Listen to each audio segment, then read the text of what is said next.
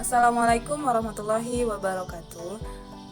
Kami dari kelompok 1 akan menyampaikan hasil diskusi kami mengenai tugas data mining, yaitu kami membahas mengenai klasifikasi jenis bunga menggunakan metode LVQ berbasis web. Di sini kami beranggotakan 5 orang, yaitu terdiri dari saya Salmiati, teman saya Kasmawati, Novi Indriani, Putri Wulandari, dan Yesti Sartika. Baiklah, yang pertama itu kami membahas latar belakang dari kasus kami itu Indonesia terkenal di dunia sebagai negara yang kaya akan sumber daya alam hayati yang diantaranya memiliki ribuan jenis bunga. Bunga dapat menjadi komoditas unggulan untuk meningkatkan pendapat daerah dan masyarakat. Namun kolektor bunga maupun masyarakat masih sering mengalami kesukaran dalam mengenali jenis bunga dikarenakan keanekaragaman bentuk dan warna dari jenis bunga tersebut. Solusi yang dapat digunakan yaitu menggunakan aplikasi dengan memanfaatkan pengolahan citra digital dan sistem pengenalan pola untuk mempermudah pengenalan jenis bunga. Baiklah, selanjutnya untuk manfaat aplikasi klasifikasi jenis bunga akan dijelaskan oleh teman kami, yaitu Putri Wulandari. Manfaat aplikasi klasifikasi jenis bunga ada 3. Yang pertama, mempermudah mengetahui jenis bunga. Yang kedua, memperlancar pengerjaan dalam mengklasifikasikan jenis bunga. Yang ketiga, mengetahui keakuratan dalam penginputan gambar dan persentase pengenalan aplikasi tersebut. Baiklah, itu tadi manfaat aplikasi klasifikasi jenis bunga. Selanjutnya di sini kami akan menjelaskan metodenya, yaitu LVQ, Learning Vector Quantization, yang akan disampaikan oleh Novi Indriani. LVQ atau Learning Vector Quantization adalah salah satu algoritma dari jaringan syaraf tiruan atau neural network yang juga merupakan metode klasifikasi di mana setiap unit output mempresentasikan sebuah kelas. Algoritma LVQ memiliki kelebihan selain mencari jarak terdekat selama pembelajaran unit output diposisikan dengan mengatur dan memperbaharui bobot melalui pembelajaran yang terawasi untuk memperkirakan keputusan klasifikasi. Penelitian ini menggunakan 5 jenis bunga uji coba yang dilakukan dengan jumlah data training dan data testing yang variatif. Penelitian ini menghasilkan hasil akurasi beragam dengan hasil akurasi maksimum sebesar 99%. Selanjutnya, langkah-langkah penggunaan aplikasi klasifikasi jenis bunga berbasis web. Langkah pertama itu kita buka Google, kemudian kita mengunjungi situs Teachable Machine, kemudian kita pilih Image Projects, kemudian Standard Image. Nah, setelah itu kita upload, dan di bagian kelas itu kita mengganti namanya kelas Daisy karena jenis bunganya itu ada Daisy. Kelas Daisy.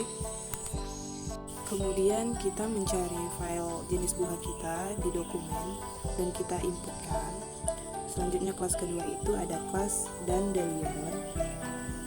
Kita upload dan kita inputkan lagi. Nah, setelah semuanya sudah kita inputkan, kita training model. Nah, di bagian training model itu ada advanced. Nah, di situ kita bisa batch size-nya itu 16, epoch-nya itu 15. Nah, itu terserah kita mau berapa. Cuman saya di sini menerapkannya 50 dan 16. Jika ada gangguan lain, kita klik OK saja. Kita tunggu trainingnya sampai dengan 50, karena epoch-nya 50. Nah, setelah itu kita klik ekspor model. Klik ekspor model. Nah, pada tampilan ekspor your model ini ada transform from JS. Kita klik upload, kemudian kita upload my modelnya. Nah, di bawah itu ada codingan setelah kita upload. Nah, codingannya itu kita copy, kemudian kita salin ke aplikasi Visual Studio kita. Baiklah, untuk tampilannya itu akan dijelaskan oleh Kasmawati. Inilah tampilan awal dari aplikasi klasifikasi jenis bunga berbasis web. Tampilan ini kami menggunakan HTML dan untuk mendesainnya kami menggunakan CSS. Tampilan pertama memiliki 2 button, yaitu Start dan About Us. Button Start berfungsi untuk memulai klasifikasi. Tombol button About Us berisi tentang kelompok kami. Nah, inilah tampilan ketika kita klik menu Start.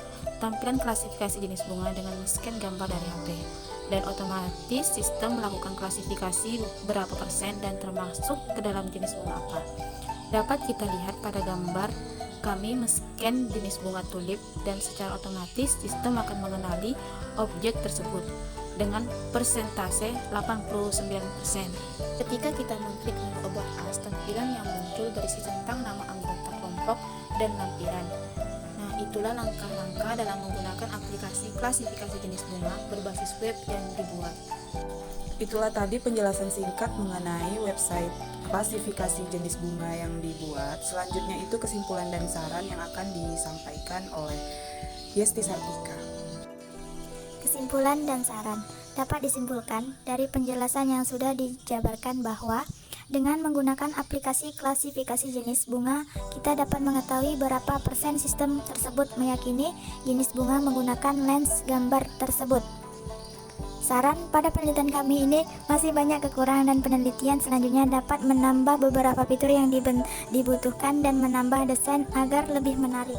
Itulah aplikasi klasifikasi jenis bunga yang dibuat. Terima kasih atas perhatiannya. Semoga bermanfaat.